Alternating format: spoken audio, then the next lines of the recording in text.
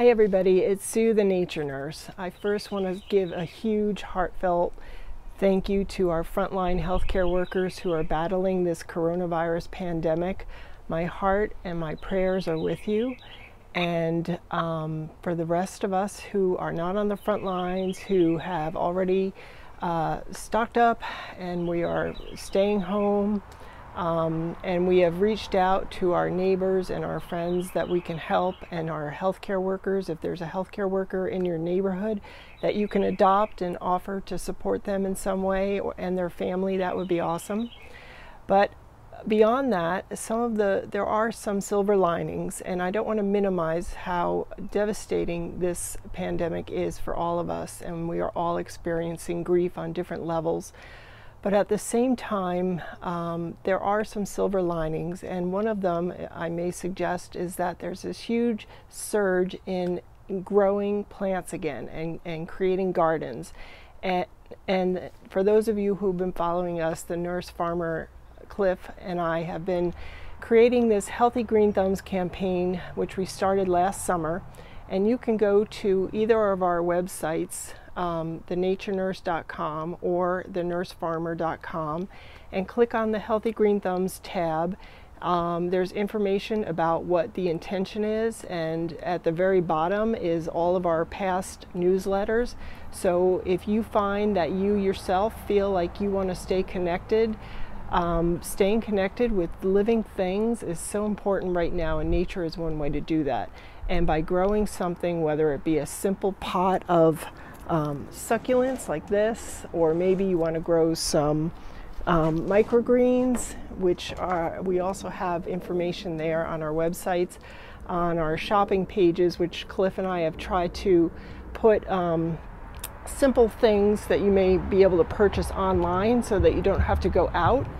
We really discourage you from going out as much as you can. Really keep it to essential things, because the more we go out, the more we risk encountering this virus. And we want to really give people on the front lines time to take care of those who are already affected and protect the rest of our population out here that isn't affected right now or infected, and also give our scientists time to come up with this valuable testing information and treatments. So in the meanwhile, again, trying to stay connected with nature is really important, and we encourage you to do so. And if you can do it safely, if you have any questions, please let us know. We are online, or you can contact us through our information pages on our websites. Once again, it's thenaturenurse.com or thenursefarmer.com. Stay safe, stay well, and prayers to all of us. Hello, my friends. How are you doing during this coronavirus outbreak? I'm doing well. As a nurse, my job is considered essential, so I'm still working and I'm finding time to balance my job, my farm, and my family life. But in the meantime, I've had a few people reach out and ask me all kind of questions, mainly about growing foods at home during this difficult time. I get a lot of questions like where to buy seeds, where to get supplies, what grows best, what grows fastest.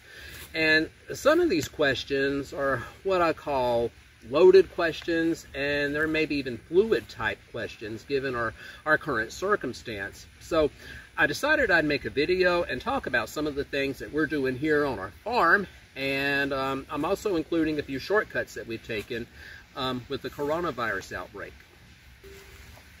Now, one word of advice is I want to advise everyone to beware of price gouging. Now, I've seen several instances on online stores where people will offer to sell a much needed or an in-demand product at a very inflated price. There's plenty of online seed shops and garden supply stores to choose from. Also, depending on your location, you might be able to order from a local farm, maybe a garden supply store, or a nursery. So check their websites, maybe even give your local businesses a call. I also want to remind everyone, follow your rules and your regulations around stay-at-home orders. This is a very fluid situation, so follow the law. I mean, I don't want to encourage anyone to break their stay-at-home, laws or orders or whatever in any way, shape, or form. So, one shortcut that I took this year is buying established, pre-grown plants instead of relying totally on growing things from seed. Now right here, I have a bed. This is one of my raised beds, and it's a bed of red bell peppers that I bought from the store. This is going to give me a head start on my growing season. Now, one thing I'm noticing is that quite a few stores in my immediate area still have peppers available. Admittedly, a lot of them are hot peppers like jalapeno. However, the thing about jalapeno is we can always remove the seed, we can remove the membrane from inside, and that helps minimize the heat, and it makes it easier for us to use in recipes. There have been times that I've run out of bell pepper, and instead of using bell pepper, I've used jalapenos, and I've de-seeded them. Is that even a word? De-seeded? Sometimes I make up my own words. But the point is, I'll de-seed the jalapenos, get the seeds out, get the membranes out, I'll saute it in some oil or some wine or whatever, add it to the recipe, and it always turns out just fine for me and my family.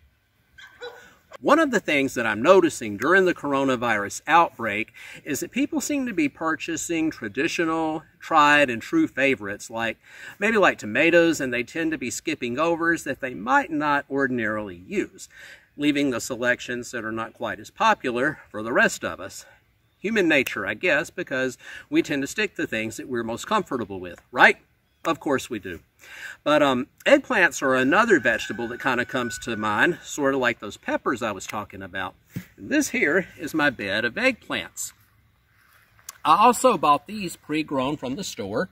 They can be used in many dishes besides eggplant parmesan, even though eggplant parmesan is one of my all-time favorites. But you know, I encourage everybody, go to maybe like your favorite recipe, your favorite cooking website. You know, not that I'm endorsing any in particular. You know, there's all kind of cooking and recipe websites out there, and you'd be surprised at some of the way that not only eggplants but other vegetables can be used.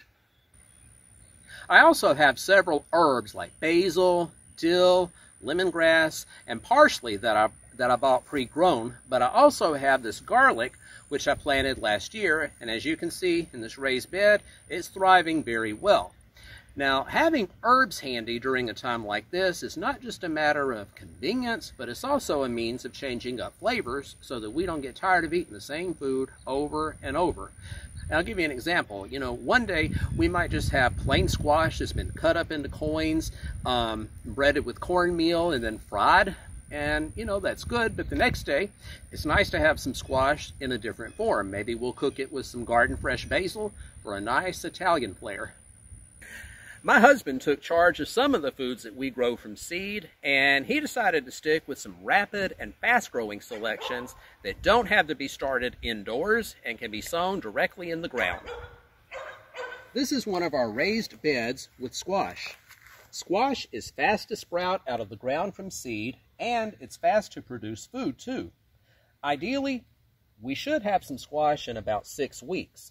I'm glad I got that basil because we can easily season and flavor the squash with our farm fresh basil if we're stranded or quarantined at home and can't get to the store. We will have farm fresh vegetables and herbs on hand.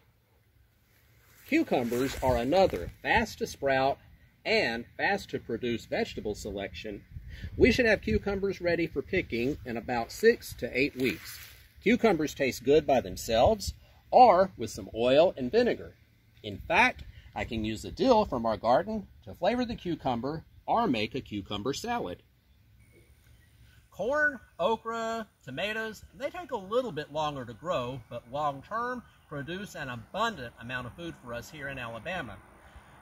We transplanted tomatoes in several places throughout our farm over the last couple of weeks, including this field, which is really rich and fertile on account of the crimson clover we grew last year, as well as the use of the chicken manure. We planted okra seeds yesterday and corn seeds this morning. I mentioned shortcuts earlier, so I want to elaborate a little bit more on some points. Ideally, seeds should be started in a seed starting medium or a seed starting soil. However, given our current circumstance, we can improvise. We could use soil from the yard. We could even use potting soil. If you're quarantined or stranded at home, I encourage you, think outside the box. Consider container sources like old tires. You could use large size plant pots that maybe you got at a nursery or somewhere. Even large unused containers like storage. I've seen people use storage containers to grow food. So those are things to consider. Also consider ordering seeds and other supplies online. You could check locally with your local farms, your local nurseries, and other stores to see what they're doing to stay in business while at the same time maintaining social distance. Be sure to follow me on social media and share your stories. We can all learn and support one another during this pandemic. Thank you, my friends. Bye-bye.